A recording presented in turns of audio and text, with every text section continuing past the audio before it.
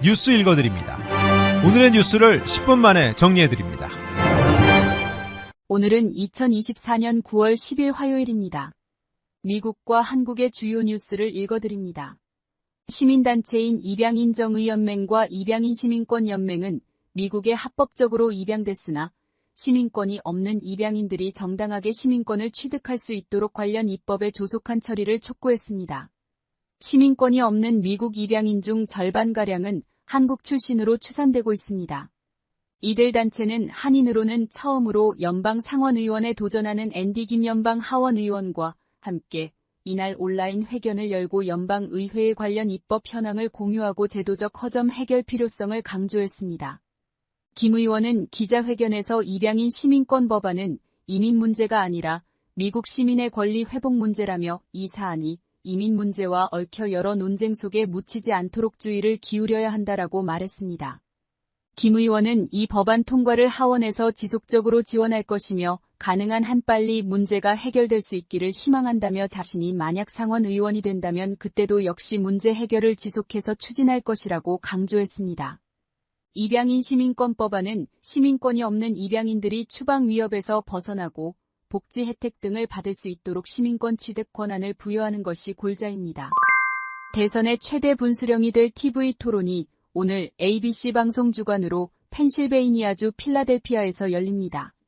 주요 경합주에서 1%포인트 안팎으로 승부가 날 가능성이 커지며 90분간 열리는 이번 토론이 중요해졌습니다.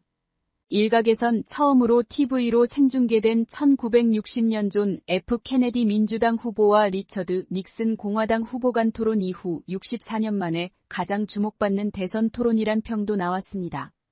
관전 포인트는 쇼의 강자 트럼프를 검사 출신 해리스가 어떤 전략으로 맞서느냐입니다. 공격적인 독설과 자화자찬 화법이 대중에게 익숙해진 트럼프와 달리 국가지도자 자격과 실력을 입증해야 하는 해리스에겐 사실상 첫 시험대가 될 전망입니다. 해리스 후보는 차별화된 정책 구상을 조목조목 짚는 동시에 트럼프를 낡은 세대로 규정하고 미래에 대한 희망과 비전을 제시하는 데 집중해 과거 대 미래의 이미지를 구축하는 데 힘쓴다는 전략을 보일 것으로 알려졌습니다. 공화당 대통령 후보인 도널드 트럼프 전 대통령의 지지자가 민주당 후보인 카멀라 해리스 부통령의 지지자보다 자기가 지지하는 후보의 권력 남용 가능성에 더 관대하다는 여론조사 결과가 나왔습니다. 여론조사기관 퓨리서치 센터가 공개한 조사 결과에 따르면 자신이 지지하는 후보가 대통령이 됐을 경우 그가 연방법 집행당국에 상대당의 정적을 수사하도록 명령하는 것을 용인할 수 있느냐는 질문에 트럼프 전 대통령 지지자의 과반인 54%가 그렇다고 답변했습니다. 그러나 같은 질문에 허용 가능하다고 대답한 해리스 부통령 지지자의 비율은 27%에 불과했습니다.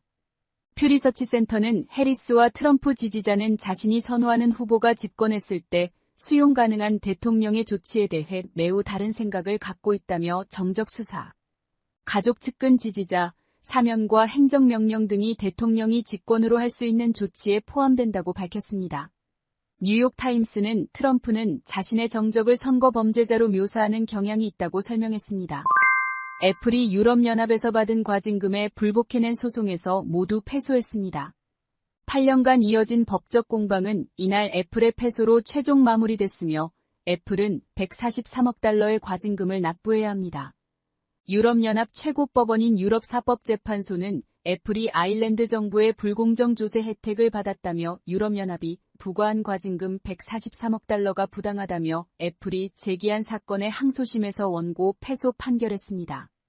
이날 법원은 하급심이 유럽연합 반독점 규제기관의 잘못된 평가를 내렸다며 애플의 손을 들어준 하급심 판결을 뒤집어야 한다고 판단했습니다. 한편 구글도 이날 집행위를 상대로 한 과징금 불복 소송에서 패소했습니다.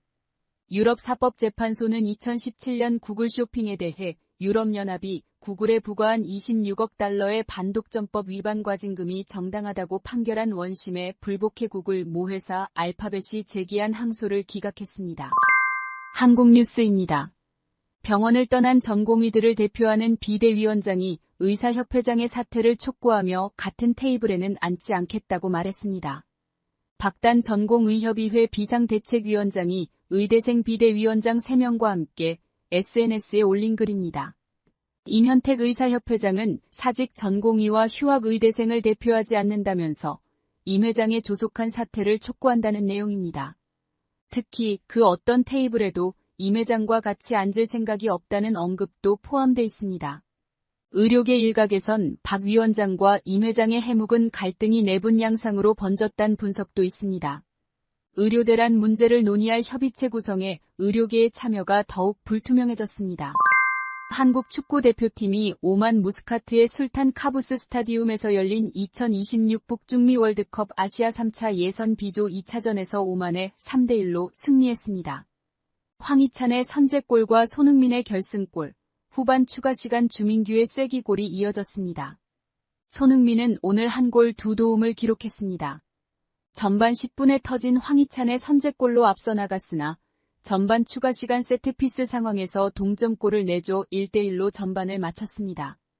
1대1로 팽팽하던 후반 37분 손흥민이 이강인의 도움을 받아 결승골을 터뜨렸습니다. 후반전 추가 시간에는 교체 투입된 주민규가 손흥민이 옆으로 내준 공을 골문 구석에 꽂아 경기를 사실상 끝냈습니다. 다음 달 10일 홍명보우는 요르단과 원정 경기로 3차 예선 B조 3차전을 치르게 됩니다.